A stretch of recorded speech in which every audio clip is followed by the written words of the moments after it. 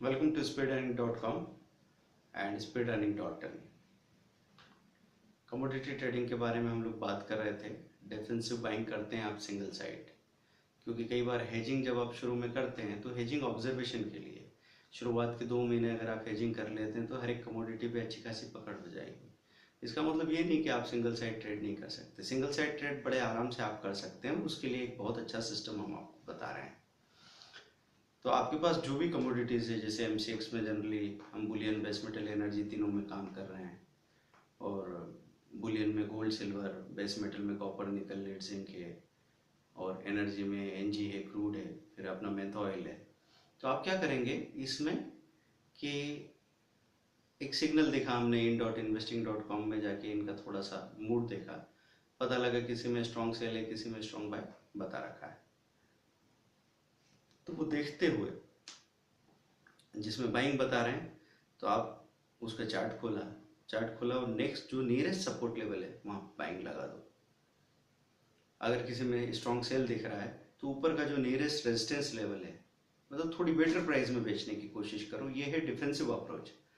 क्योंकि कई बार लोगों को ऐसा लगता है कि बस मैंने खरीदा, वो नीचे आया, एसएल हिट किया और फिर वहाँ से ऊपर भाग गया, मैंने बेचा, वो वहाँ से थोड़ा ऊपर गया, उसने मेरा एसएल हिट किया और फिर लुढ़क गया उसी डायरेक्शन में जिस डायरेक्शन में मैं सोच रहा था, लेकिन पहले मेरा एसएल लेके गया।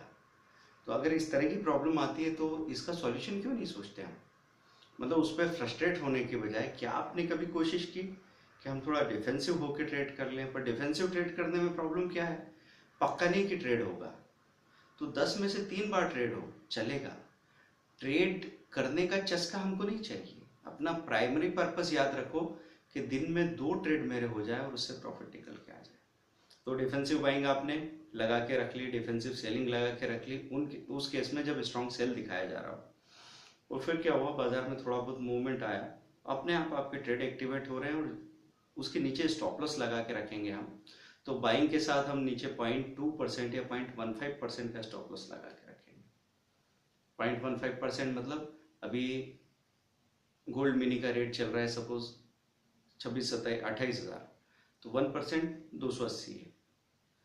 तो एक अगर मैं मानूं 1% का 10वां हिस्सा 28 पॉइंट होगा, तो बस 35-40 पॉइंट का स्टॉप लॉस लगा लो। सिल्वर में अगर मैं बोलूं कि 0.15 या 0.2% का स्टॉप लॉस मतलब 60-70 पॉइंट। निकल mini, zinc mini, lead mini, zinc mini में 20 पैसे का स्टॉप लॉस भी चलेगा। कॉपर में 40-50 पैसा भी चलेगा। निकल में 1 पॉइंट भी चलेगा। और NG में 30 से 40 पैसा भी चलेगा। और मेंथ ऑयल में 1 से 1.5 पॉइंट चल जाएगा। ऐसे क्रूड में 5 से 6 पॉइंट भी चल जाएगा।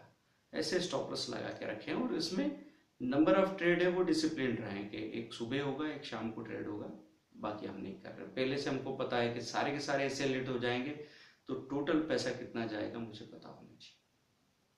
और आप देखिए कमाल की बात कि अगर आपने एलोकेट करके रखा है कि मैक्सिमम लॉस मेरा 1500 रुपये है और 1200 रुपये का लॉस होता है, आप बिल्कुल रिएक्ट नहीं करेंगे। आपके अंदर की व्यवस्था बदल जाएगी पूरी, और घबराहट जब नहीं होगी तो बड़ी आसानी से अगले दिनों में आप कैसे उसको कवर कर लेंगे मालूम नहीं पड़ेगा। 1200 माइनस हुआ था, एक दिन 800 आ गए, एक दिन 1100 आ गए, फिर आपने 400, 500, 600, 800 मेंटेन करते जा रहे हैं, पैसा बनता जा रहा है। पैसा कैसे बनेगा? अपनी कैपिटल के परसेंटेज में देख लेना। 50,000 रुपये की कैपिटल लेके आए हो, पहले आधा परसेंट 250-300 रुपया भी ठीक है, फिर 1% 500-600 रुपया भी ठीक है, फिर धीरे धीरे प्रॉफिट स्ट्रेच हो रहा है, 1.5% जाएंगे, 2% जाएंगे। 2% तो बहुत हो गया, आपकी कैपिटल का 2% काफ़ी है। तो डिफेंसिव बाइंग आपने लगा के रखी, स्टॉप लॉस लगा दिया छोटा सा। जैसे ही ट्रेड एक्टिवेट होगा आप रुकेंगे, और एक बार अगर सपोर्ट कर देता है मूवमेंट तो फिर तो आप आराम से काफ़ी बड़े मूवमेंट तक जा सकते हैं। तो एक छोटा सा स्टॉप लॉस नहीं हिट होना और एक छोटे से प्रॉफिट के आ जाने से कितनी बड़ी सक्सेस स्टोरी बन सकती है, ये एक अलग ही कहानी है। कि कई बार ऐसा हुआ कि क्रूड अपने सपोर्ट तक आया, सपोज 3225 खड़ा था, आपने 15 की बाइंग लगाई, 15 पे बाय हो गया और 3209 का स्टॉप लॉस लगा दिया आपने, एकदम 15 से पलटा 23 हो गया, 3223। तो आप कॉस्ट टू कॉस्ट आ गए, 2-3 से भागा सीधा, तो एक लहर और ली उसने, 4-1 दिखने लगा। अब आप डर नहीं रहे हैं बिल्कुल, क्योंकि आपको जगह मिल गई है। जगह मिल गई है तो थोड़ा सा आपने स्टॉप लॉस को ट्रेल किया। अब आपने सोचा इतना प्रॉफिट तो अब हो ही गया अपना, अब या तो बहुत बड़ा होगा या नहीं होगा, या फिर पार्ट प्रॉफिट बुक कर लिया और बाकी आधा छोड़ दिया। देखते देखते क्रूड ने 70 पॉइंट का जंप लगा दिया।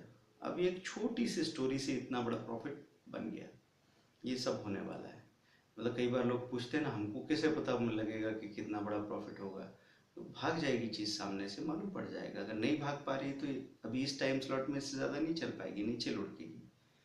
सब टाइम के हिसाब से कर लो आप, ज़्यादा समय तक वेट नहीं करना है। और ये जो एक्स्ट्राऑर्डिनरी मूवमेंट होते हैं ये रोज रोज नहीं आते, कभी कभी आने वाले हैं। तो ये जो डिफेंसिव मेथड थी इसको अप्लाई करो। अब इसमें कोई भी सिस्टम होता है तो लोग बात करते हैं कि सर वो हमने किया तो था आपका ये सिस्टम अप्लाई, लेकिन कुछ हुआ ही नहीं उसमें, तो क्या हुआ? तो सर वो 10 सौदे लगाए थे और बोले 1 या 2 ट्रेड हुए बस। तो आप क्या समझ रहे थे? सिस्टम किसको बोलते हैं? यही तो सिस्टम है कि 10 में से 2 ट्रेड हो जाएंगे और वो 2 ट्रेड आपका टारगेट पूरा कर लेंगे। अगर 10 में से 10 ट्रेड हो जाएंगे तो आप संभालोगे क्या? वो होना भी चाहिए क्या? तो हमेशा ध्यान रखो इस बात का कि 9 कमोडिटी में से 2 कमोडिटी रोज चलती है और वो कमोडिटी हमारे हाथ से छूटनी नहीं चाहिए। इसलिए हम हेजिंग टेक्निक्स में भी इस तरह के सिस्टम अप्लाई करते हैं। यहाँ पे भी defensive buying, single side buying selling में भी इस तरह के सिस्टम अप्लाई करते हैं। तो उसके पर्पस को समझिए आप, है ना? आपको यहाँ हर पल जिंदगी रॉकिंग नहीं मिल सकती। और रॉकिंग अगर थोड़ी देर बोर होना सीख लिया, थोड़ी देर डल टाइम गुजारना सीख लिया, तो आगे आपका कैरियर रॉकिंग होने वाला है। और अगर आप फंड ढूंढने निकल गए तो फिर तो आगे जिंदगी बोरिंग हो जाएगी। तो थोड़ा प्रोसेस को समझो, क्योंकि समझने के साथ में आपकी घबराहट अपने आप खत्म हो जाती है, आपका फ्रस्ट्रेशन खत्म हो जाता है। बात आती है एक्सेप्टेंस की, कि जैसा बाजार है ये वैसा ही है और यहाँ जो करना पड़ता है वो करना ही पड़ता है, तो रिजल्ट मिलेगा, नहीं तो नहीं मिलेगा। Thank you very much, bye.